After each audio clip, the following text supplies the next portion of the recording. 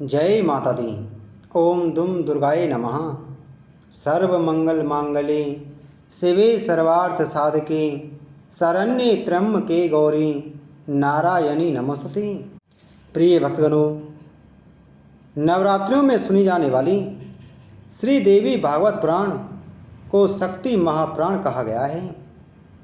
नवरात्रि में इसका श्रवण करने से साधक को माँ दुर्गा, लक्ष्मी और सरस्वती तीनों स्वरूपों की कृपा प्राप्त होती है।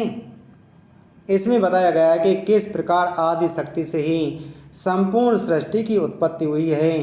यह कथा सुनने से साधक को जीवन का मूल सत्य, आत्मज्ञान और भक्ति का भाव मिलता है। नवरात्रि में देवी भागवत की कथा सुनने से पिछले जन्मों और वर्तमान जीवन के पाप क्षीण होते हैं और पुण्य फल की प्राप्ति होती है। देवी भागवत पुराण में वर्णित है कि जो व्यक्ति नवरात्रि में इसकी कथा श्रद्धा से सुनता है उसे रोग, दोष, ग्रह, बाधा और दरिद्रता से मुक्ति मिलती है। श्री विष्णु, ब्रह्मा और महेश की स्तुति और देवी महिमा का श्रवण करने से घर में समृद्धि आती है और अन्न धन कभी कम नहीं होता। कथा में वर्णित दिव्य विमानों, लोकों और देवी के धाम का चिंतन साधक को आध्यात्मिक मार्ग पर आगे बढ़ाता है। नवरात्रि में देवी भागवत कथा सुनने से साधक को न केवल सांसारिक लाभ होते हैं बल्कि आत्मा को शांति, निर्मलता और अंततः मोक्ष की प्राप्ति भी होती है। शास्त्रों में कहा गया है, नवरात्रो देव भागवतम यह शृणोति श्रद्धया सदा सर्वान् कामना प्रोक्ति मोक्षम चालभते ध्रुवम। अर्थात नवरात्रि में जो श्रद्धा से देवी भागवत पुराण का श्रवण करता है वह सभी मनोकामनाएं पूरी करता है और अंत में मोक्ष प्राप्त करता है। आप सभी प्रिय भक्तगणों से निवेदन है कि आप सभी नवरात्रों के दिनों में माता दुर्गा का ध्यान करते हुए, श्री दुर्गा महामाया का ध्यान करते हुए इस कथा को श्रद्धा पूर्वक प्रतिदिन जरूर सुनें। आइए अब कथा को शुरू करते हैं। जन्मेजय ने पूछा, भगवान, आपने अम्मा यज्ञ अर्थात परम पवित्र नवरात्र व्रत करके उसके द्वारा देवी के आराधन करने की आज्ञा दी है। अतः वे कौन देवी हैं, कैसे और कब प्रकट हुई, उनके पधारने का क्या उद्देश्य है तथा वे किन गुणों से विभूषित हैं। अम्मा यज्ञ किस प्रकार होता है, उसका कैसा रूप है और क्या विधान है। दयानिधि, आप सर्व ज्ञान संपन्न हैं, विधिवत सब वर्णन करने की कृपा कीजिए। ब्रह्मन, साथ ही विस्तार पूर्वक ब्रह्मांड की उत्पत्ति भी कहिए, क्योंकि भूदेव ब्रह्मांड के विषय में जो कुछ कहा गया है तथा वह जैसा जो है ये सभी बातें आप जानते हैं। मैंने सुना है कि ब्रह्मा, विष्णु और रुद्र ये तीन सगुण देवता हैं। क्रमशः सृष्टि, पालन और संहार के कार्य का उत्तरदायित्व इन पर रहता है। पराशर नंदन ब्रह्मा जी, अब मैं इनके संबंध में विस्तार पूर्वक सुनना चाहता हूँ, आप बतलाने की कृपा करें। व्यास जी कहते हैं, राजन, तुम्हारी बुद्धि बड़ी विशाल है। अभी तुमने जो पूछा है कि ब्रह्मांड की आदि की उत्पत्ति कैसे हुई, सो वह महान कठिन विषय है। इसमें अनेक प्रश्न उठ जाते हैं। यही प्रश्न पूर्व समय में मैंने नारद जी से किया था। उन्होंने जो उत्तर दिया वह मुझे याद है। राजन कहता है, सुनो। एक समय की बात है, गंगा के तट पर सर्व ज्ञान संपन्न मुनिवर नारद जी विराजमान थे। वेद के सर्वोत्कृष्ट ज्ञाता उन मुनि का मुझे दर्शन हुआ। वे बड़े शांत स्वरूप थे। उन्हें देखकर मुझे बड़ी प्रसन्नता हुई। मैं सामने जाकर उनके चरणों पर लौट गया। उन्होंने आज्ञा दी। तब समीप में ही एक सुंदर आसन पर मैं जा बैठा। उस समय मुनिवर नारद जी गंगा के तट पर एक निर्जन स्थान में छिपी हुई बालू पर बैठे थे। कौशल प्रश्न हो जाने के पश्चात मैंने नारद जी से पूछा। मैंने कहा, मुनि, आप बुद्धिमान हैं, मुझे यह बताने की कृपा कीजिए कि इस विस्तृत ब्रह्मांड के प्रधान कर्ता कौन हैं। मुनिवर, यह ब्रह्मांड कहाँ से उत्पन्न हो गया? द्विजवर, साथ ही यह भी बताइए कि यह ब्रह्मांड विनाशशील है तथा सदा रहने वाला है। इसकी रचना करने वाला कोई एक है अथवा बहुत से इसके रचयिता हैं? कर्ता के अभाव में कार्य का होना असंभव है। यह प्रश्न मेरे मन में उठा करता है। कुछ लोग भगवान शंकर को परम कारण मानकर जगत का रचयिता बताते हैं। वे कहते हैं देवादिदेव भगवान शंकर अविनाशी पुरुष हैं, उनका कभी जन्म और मरण नहीं होता। वे आत्मा में रमण करने वाले हैं। देवताओं पर भी उनका शासन बना रहता है। तीनों गुण रहते हुए भी उनसे वे निर्लिप्त रहते हैं। वे संसार रूपी सागर से उद्धार करने के लिए सदा तत्पर रहते हैं। अतः वे ही सृष्टि, स्थिति और संहार के आदि कारण हैं। दूसरे कई लोग भगवान विष्णु की प्रशंसा किया करते हैं। वे शक्तिशाली पुरुष, अव्यक्त, अखिल ऐश्वर्यों से संपन्न परमात्मा हैं। उनकी कृपा से भक्ति और मुक्ति दोनों सुलभ हो जाती हैं। वे शांत स्वरूप हैं, सभी और उनका मुख है। वे व्यापक पुरुष हैं। विश्व को शरण देना उनका स्वभाव ही है। वे कभी जन्मते और मरते नहीं। कुछ दूसरे लोग ब्रह्मा जी को सृष्टि का प्रधान कारण बतलाते हैं। उनका कथन है कि ब्रह्मा जी ही सर्ववेत्ता पुरुष हैं। संपूर्ण प्राणियों की प्रगति का श्रेय उन्हीं के ऊपर है। वे देवादिदेव चतुर्मुख ब्रह्मा विष्णु के नाभि कमल से प्रकट हुए हैं। कुछ दूसरे वेदवादी जन सर्वेश सूर्य को जगत दृष्टा कहते हैं। वे सावधान होकर प्रातः साय उनकी स्तुति और यशोगान किया करते हैं। कितने लोग सतक्रतु इंद्र को प्रधान मानकर यज्ञ में उनकी उपासना करते हैं। वे कहते हैं देवराज इंद्र की 1000 आँखें हैं तथा वे संपूर्ण प्राणियों के साक्षात स्वामी हैं। यज्ञेश, सुरेश एवं त्रिलोकेश कहलाने का उन्हें अधिकार प्राप्त है। वे सची के स्वामी, यज्ञों के भोक्ता, सोमरस पीने वाले एवं सोमों के प्रेमी हैं।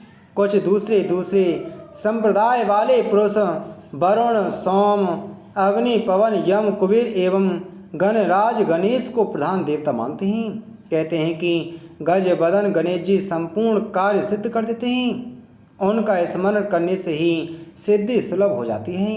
वे यथेच्छ कार्य सिद्ध करने वाले देवता हैं। कितने आचार्य भवानी को संपूर्ण मनोरथ पूर्ण करने वाली बतलाते हैं। वे आदि माया, महाशक्ति एवं परम पुरुष के साथ रहकर कार्य संपादन करने वाली प्रकृति हैं।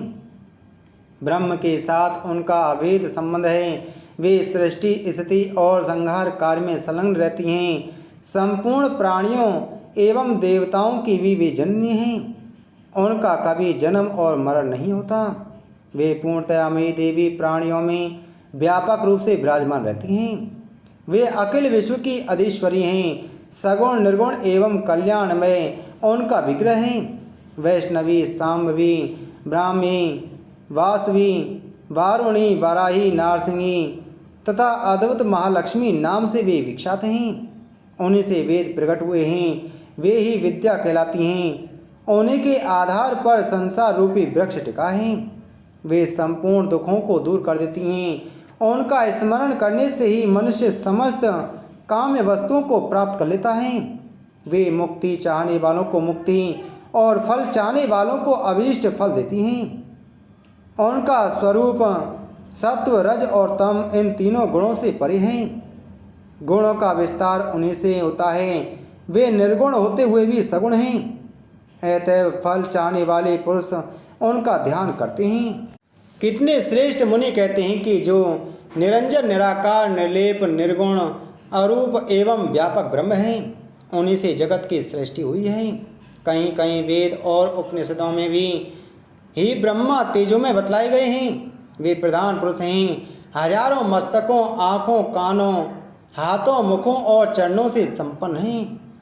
आकाश श्री विष्णु का चरण है, यह बात स्पष्ट रूप से कही गई है। विद्वान पुरुष शांत, निरंजन, विराट पुरुष को ही प्रधान बताते हैं। कुछ दूसरे प्राचीन रहस्य के जानकार लोग उन्हें पुरुषोत्तम कहते हैं। कुछ अन्य संप्रदाय के सदस्य कहते हैं कि कभी भी कोई विशिष्ट ना रहा है और ना है। कुछ लोग कहते हैं कि यह सारा ब्रह्मांड अनीश्वर है, कभी भी कोई विशिष्ट पुरुष इसकी रचना नहीं करते। यह जगत अचिंत्य है, सदा बना रहता है, कोई इसका अधिष्ठाता नहीं है, स्वाभाविक ढंग से ही यह उत्पन्न हो जाता है। प्रकृति पुरुष भी इसके कर्ता नहीं कहे जाते। देवताओं में सभी सत्व गुण विद्वान हैं, उनमें सत्य धर्म की प्रतिष्ठा भी है, किंतु दुरात्मा दानव उन्हें सदा पीड़ा पहुंचाया करते हैं। फिर धर्म की मर्यादा कहाँ रही? मेरे वंशज पांडव बड़े धर्मात्मा थे, उनके द्वारा सदा धर्म का पालन होता था, फिर भी उन्हें भांति भांति के दुखों का सामना करना पड़ा। मुनिवर, आप शक्तिशाली पुरुष हैं, मेरे मन का संदेह दूर करने की कृपा करें। मुझे ज्ञान रूपी नौका द्वारा संसार समुद्र से पार मेरा उद्धार कर दें। यह संसार मोह रूपी जाल से परिपूर्ण है, मैं इसमें डूबता गिरता एवं अचेत पड़ा रहता हूँ। व्यास जी कहते हैं, महाबाहो, कुरुवंशी राजाओं में तुम सर्वश्रेष्ठ राजा हो। तुमने जो बातें पूछी हैं वे ही मैंने मुनिवर नारद जी से पूछी थी। नारद जी कहते हैं, व्यास जी, प्राचीन समय की बात है, यही संदेश मेरे हृदय में भी उत्पन्न हो गया था। तब मैं अपने पिता अमित तेजस्वी ब्रह्मा जी के स्थान पर गया और उनसे इस समय जिस विषय में तुम मुझसे पूछ रहे हो उसी विषय में मैंने पूछा। मैंने कहा, पिताजी, यह संपूर्ण ब्रह्मांड कहाँ से उत्पन्न हुआ है? विभु, आपने सम्यक प्रकार से इसकी रचना की है, अथवा विष्णु इस विश्व के रचयिता हैं या शंकर ने इसकी सृष्टि की है? जगत प्रभु, आप विश्व के आत्मा हैं, सच्ची बात बताने की कृपा करें। किन देवता की पूजा करनी चाहिए तथा कौन देवता सबसे बड़े एवं सर्वसमर्थ हैं? निष्पाप ब्रह्मा जी, इन सभी प्रश्नों का समाधान करके मेरे हृदय के संदेह को दूर करने की कृपा कीजिए। सत्यवती नंदन व्यास जी, इस प्रकार मेरे प्रश्न करने पर लोक पिता में ब्रह्मा जी मुझसे कहने लगी। ब्रह्मा जी ने कहा, बेटा, मैं इस प्रश्न का क्या उत्तर दूं? यह प्रश्न बड़ा ही जटिल है। महाभाग, तुम भगवान विष्णु से इसका समुचित समाधान पा सकते हो।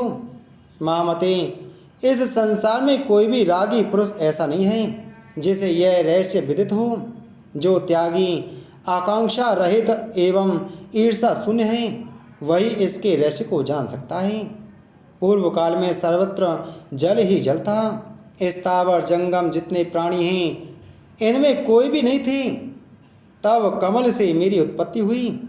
उस समय मुझे सूर्य, चंद्रमा, वृक्ष तथा पर्वत कोई भी दिखाई नहीं पड़े।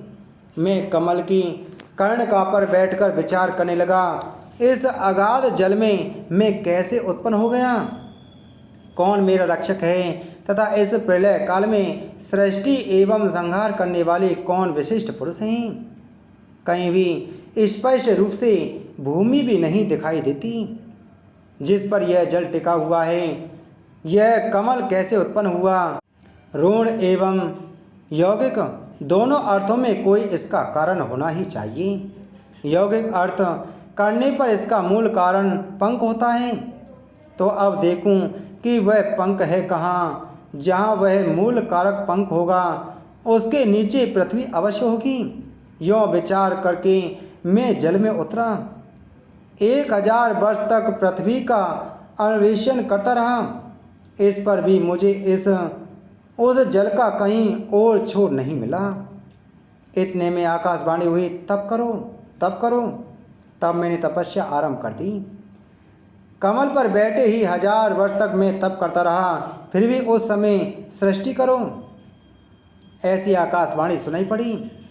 उसे सुनकर मैं बड़े आश्चर्य में पड़ गया। सोचा कि किसकी सृष्टि करूं अथवा मेरा क्या कर्तव्य है। उसी समय मधु और कैटव नाम के 2 भयंकर दानव सामने आ गए। वे उस महानव में मुझसे युद्ध करने की इच्छा प्रकट करने लगी। मैं उनसे भयभीत हो उठा। तब कमल का डंठल पकड़कर जल में उतरा। वहाँ मुझे एक परम अद्भुत पुरुष के दर्शन मिले। उनका श्री विग्रह मेघ के समान श्याम था। वे पीताम्बर पहने थे, 4 भुजाएं थीं, शेषनाग की सैया पर सोए थी। उन जगत प्रभु के गले को वनमाला सुशोभित कर रही थी। शंख, चक्र, गदा और पद्म, इन 4 आयुधों से वे अनुपम शोभा पा रहे थी। ऐसे शेष शाही भगवान विष्णु का मुझे दर्शन हुआ। वे योग निंद्रा के वशीभूत होकर गाढ़ी नींद में सोए हुए थे। उनकी सारी चेष्टाएं शांत थीं। नारद जी शेषनाग की सैया पर सोए हुए उन प्रभु को देखकर मेरा मन चिंतित हो उठा। इतने में भगवती योग निंद्रा याद आ गईं। मैंने उनका स्तवन किया। तब वे कल्याणमयी भगवती श्री विष्णु के विग्रह से निकलकर अचिंत्य रूप धारण करके आकाश में विराजमान हो गईं। दिव्य आभूषण उनकी छवि बढ़ा रहे थे। जब योग निंद्रा भगवान विष्णु के शरीर से अलग होकर आकाश में विराजने लगीं, तब तुरंत ही श्रीहरि उठ बैठे। उन्होंने मद और कैटव के साथ 5000 वर्षों तक बड़ी घमासान लड़ाई की। तब वे दैत्य मरे। पहले देवी के कटाक्ष से मद और कैटव मोहित हो गए थे। इसके बाद भगवान विष्णु ने गोद में लेटाकर उन्हें वहीं प्राणों से रहित कर दिया। अब वहाँ मैं और भगवान विष्णु 2 थे। वहीं रुद्र भी प्रकट हो गए। हम तीनों को भगवती आद्या शक्ति के दर्शन हुए। उन्हें देखकर मन मुग्ध हो गया। हमने उनकी उत्तम स्तुति की। तब वे आद्य शक्ति हम लोगों से कहने लगी। देवी ने कहा, ब्रह्मा, विष्णु और महेश्वर, तुम भली भांति सावधान होकर अपने अपने कार्य में संलग्न हो जाओ। सृष्टि, स्थिति और संहार ये तुम्हारे कार्य हैं। इस महान पराक्रमी दैत्यों का निधन हो जाने पर अब तुम्हें अपना स्थान बनाकर शांति पूर्वक निवास करना चाहिए। तुम अब अपने सामर्थ्य से 4 प्रकार की प्रजा उत्पन्न करो। ब्रह्मा जी कहते हैं, भगवती आद्या शक्ति की वह वाणी बड़ी मधुर, सुंदर एवं सुखप्रद थी। हमने वह स्पष्ट सुनी। हम लोगों ने उनसे कहा, माता, हम किस प्रकार इन प्रजाओं के सृजन आदि कार्य करने में सफल हों। विस्तृत भूमि का अभाव है। सभी स्थान जलमग्न है। पंचभूत, गुण एवं तन्मात्र इंद्रियां चाहिए, परंतु उनका भी अभाव है। हमारी बात सुनकर उन कल्याण स्वरूपिणी भगवती का मुखमंडल मुस्कान से भर गया। इतने में एक सुंदर विमान आकाश से उतर आया। तब उन देवी ने हमें आज्ञा दी, देवताओं, निर्भीक होकर इच्छापूर्वक इस विमान में प्रवेश कर जाओ। ब्रह्मा, विष्णु और रुद्र, आज मैं तुम्हें एक अद्भुत दृश्य दिखलाती हूँ। हमने भगवती की बात सुनकर उसे सिरोधार्य कर लिया। उस रत्न जड़ित विमान पर चढ़कर हम लोग आराम से बैठ गए। वह विमान मोतियों की माला से सुशोभित था। उसमें अनेकों किंकणियों की ध्वनि हो रही थी। अमरावती की तुलना करने वाले उस भव्य विमान पर हम तीनों निर्भीक होकर बैठे थे। इंद्रिय विजयी हम तीनों देवताओं को उस पर बैठे देखकर देवी ने अपने सामर्थ्य से विमान को आकाश में उड़ा दिया। ब्रह्मा जी कहते हैं, मन के समान तीव्र गति से चलने वाला वह विमान जिस अपरिचित स्थान पर गया, वहाँ संपूर्ण फलों से लदे हुए अनेक सुंदर वृक्ष थे। कोकिलों की काकली उन वृक्षों की शोभा बढ़ा रही थी। विस्तृत भूमि, बहुत से पर्वत, वन और उपवन उस स्थान को सुशोभित कर रहे थे। स्त्री, पुरुष, पशु, पवित्र नदी, बावली, कुएं, पोखरें, गड्ढे और झरने वहाँ अनगिनत थे। आगे एक सुंदर, अत्यंत सुंदर नगर दिखाई पड़ा। अद्भुत 4 दीवारी उस नगर की छवि बढ़ा रही थी। उसमें बहुत से ऊंचे ऊंचे महल थे। उचित स्थान पर यज्ञशाला बनी थी। उस नगर को देखकर उसका परिचय प्राप्त करने की मन में इच्छा उत्पन्न हुई। सोचा, यह स्वर्ग हो, यह किसने इसकी रचना की है। वस्तुतः वह नगर बड़ा ही अद्भुत था। वहाँ के राजा देवताओं के समान दिव्य पुरुष थे। शिकार खेलने के विचार से वे वन में घूम रहे थे। उन्हें तथा विमान पर बैठी हुई भगवती जगदम्बिका को भी हमने देखा। इतने में हमारा विमान हवा का बल पाकर आकाश में मंडराने लगा। क्षण भर बाद ही वह एक दूसरे सुंदर प्रदेश में जा पहुंचा। वहाँ हमने देखा अनुपम नंदन वन था। पारिजात की सघन छाया के नीचे सुरभि गौ बैठी थी। पास में ही ऐरावत हाथी विराजमान था। सैकड़ों अप्सराएं, यक्ष, गंधर्व और विद्याधर उस पारिजात के उपवन में गाते एवं विहार करते थे। देखा तो वहीं महाभाग इंद्र भी थे। उनके समीप उनकी प्राण प्रिया सची विद्यमान थी। उस स्वर्ग के दृश्य को देखकर हम आश्चर्यचकित हो गए। जल के स्वामी वरुण, कुबेर, यमराज, सूर्य और अग्नि आदि देवता भी वहाँ विराजमान थे। उन्हें देखकर हमारे आश्चर्य की सीमा न रही। वह नगर भली भांति सजाया हुआ था। वहाँ के राजा इंद्र ही थे। वे शांतचित होकर तामजान पर बैठे और नगर के बाहर चले आए। हम लोग विमान पर बैठे बैठे यह कौतुक देख रहे थे। इतने में हमारा विमान तेजी से चल पड़ा और वह दिव्य धाम ब्रह्मलोक में जा पहुंचा। संपूर्ण देवता उस नगर के सामने मस्तक झुकाया करते थे। वहाँ एक दूसरे ब्रह्मा विराजमान थे। उन्हें देखकर भगवान शंकर और विष्णु को बड़ा आश्चर्य हुआ। सभा लगी थी। संपूर्ण वेद अपने अपने अंगों सहित रूप धारण करके उसमें बैठे थे। समुद्रों, नदियों, पर्वतों, पन्नगों और उर्गों का समाज एकत्र था।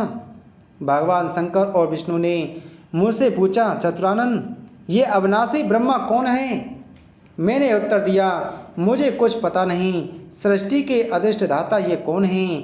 भगवान, मैं कौन हूँ? ये कौन हैं और हमारा उद्देश्य क्या है? इस उलझन में मेरा मन चक्कर काट रहा था। इतने में मन के समान तीव्रगामी वह विमान तुरंत वहाँ से चल पड़ा और कैलाश के श्रम्य शिखर पर जा पहुँचा। वहाँ बहुत से यक्ष विद्यमान थे। मंदार का एक सुंदर उपवन था जिसमें सुंगे और कोयल कलरव कर रहे थे। वीणा और पंकावज आदि वाद्यों की सुखदायी ध्वनि हो रही थी। वहाँ विमान के पहुँचते ही एक भव्य भवन से त्रिनेत्रधारी भगवान शंकर निकले। वे नंदी वृषभ पर बैठे थे। उनके 5 मुख थे और 10 भुजाएं थीं। मस्तक पर चंद्रमा सुशोभित हो रहा था। बागंबर पहने थे। गज चर्म की चादर ओढ़ रखी थी। महाबली गणेश और स्वामी कार्तिकेय अलग बगल रहकर रक्षा का कार्य संपन्न कर रहे थे। भगवान शंकर के साथ मार्ग में चलते समय उनके दोनों पुत्र गणेश और कार्तिकेय जी अनुपम शोभा पा रहे थे।